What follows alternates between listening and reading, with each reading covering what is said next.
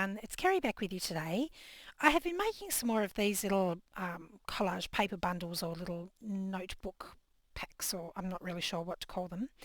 And I had a few people ask how I made them, so I thought I'd bring you along today.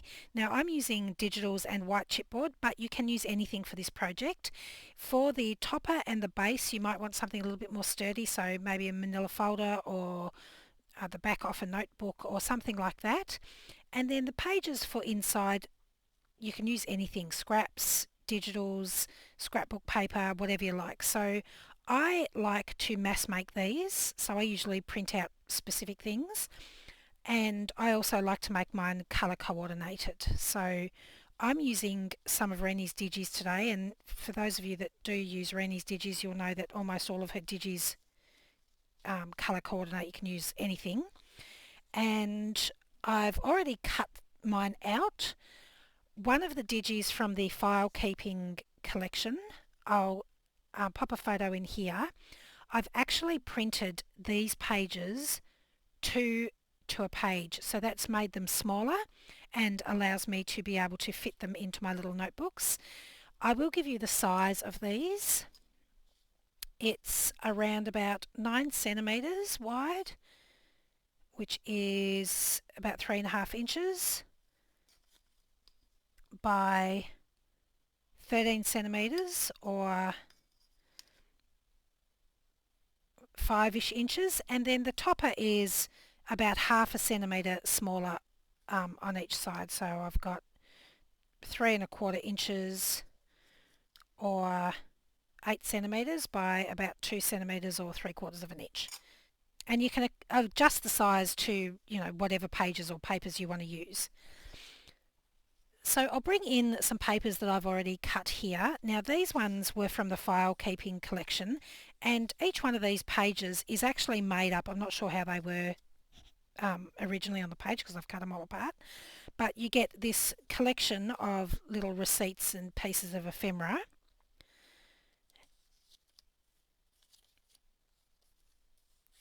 So I've cut all of those apart. And then for my background page, or the base page, I have taken another page, and this one I think was from one of the Vintage Pages pack, and I've basically cut this background piece down to be around about 1 centimetre shorter, or 1/2 inch, than the base. So if I was to push this up in the corner, I've got about 1 centimetre here and about 1 centimetre here. So this will become my base piece that I'll build all my other pages on top of. Now when I cut this paper apart, this was an A4 sheet, and I'm able to get 5 different bases from my A4 sheet. And then I also end up with a couple of little scrap bits left over, but I include these in with my ephemera pieces because it's just another piece that you might want to use in your collage or whatever. So this piece is quite different to that, so I might pop that over there, and I think I'll add this one up here for a bit of difference on that. And then basically all I do is go through my pages here and sort of divvy them up onto my backgrounds in a way that I think looks okay.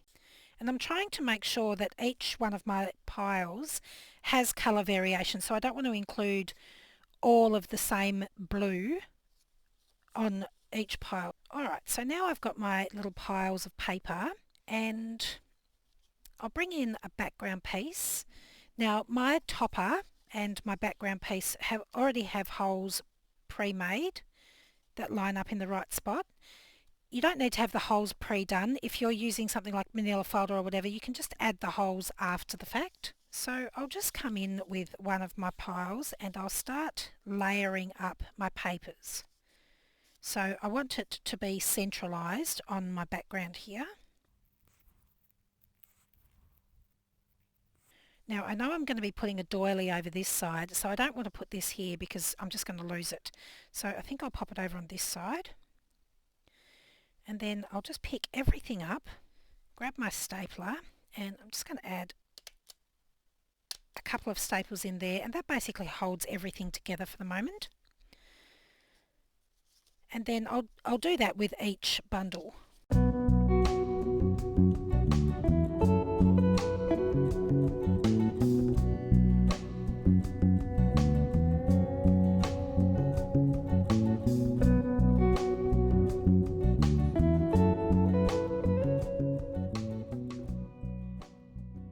Okay, so now I've got my bundles stapled together, and I can bring in some backgrounds.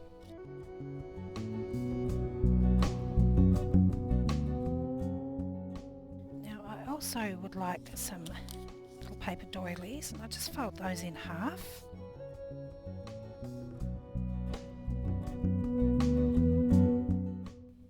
Okay, so I've gathered my doilies, and I've also got some little extra bits that I want to add to the tops of my bundles and my toppers here. So it's really quite simple to put them together. I'm just going to bring in my piercing mat and my pokey tool. So I'm just going to eyeball it so that it looks fairly even all the way round, and then I'm just going to turn it over, hoping I haven't moved anything, and then just poking through the pages there.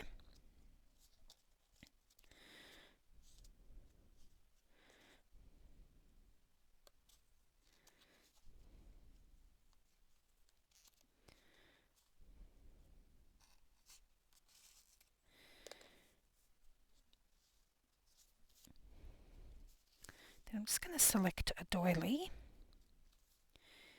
and pop that over the edge,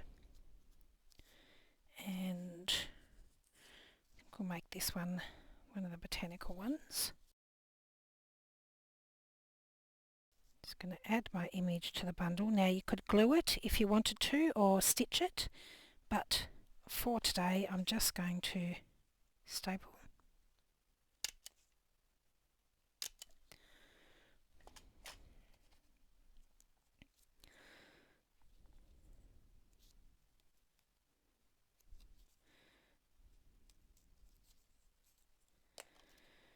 And I've got a couple of brads here. So I'm going to poke my brads through my topper.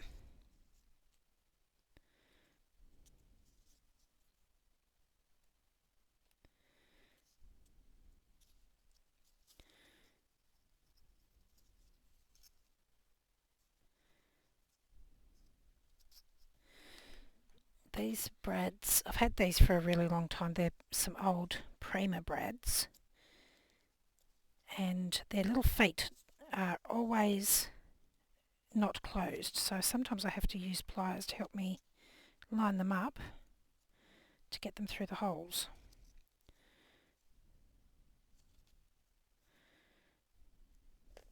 Upside down, Miss Jane. Now if you are making one using file folder or something else for your base and your topper, then I would just line them up, eyeball it, and then poke a hole through the whole lot. You wouldn't have to be trying to line up the holes like I am.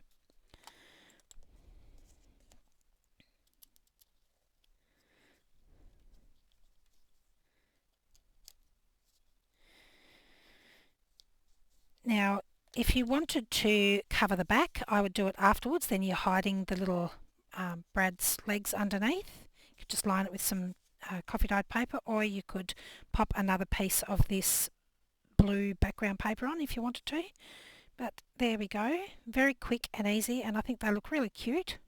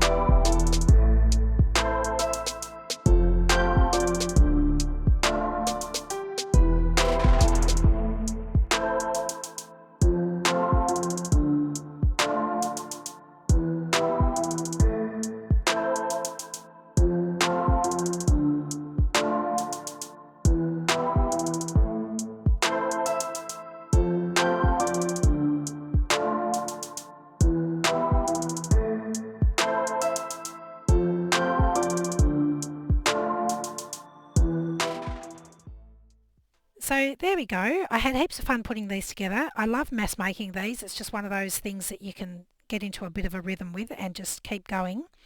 Now you can add as much paper as you like to these. You would just need to make sure that you have enough length on your brad to be able to poke through the thickness of your paper. If you didn't have long enough brads, you could of course just tie the tops off with a piece of string.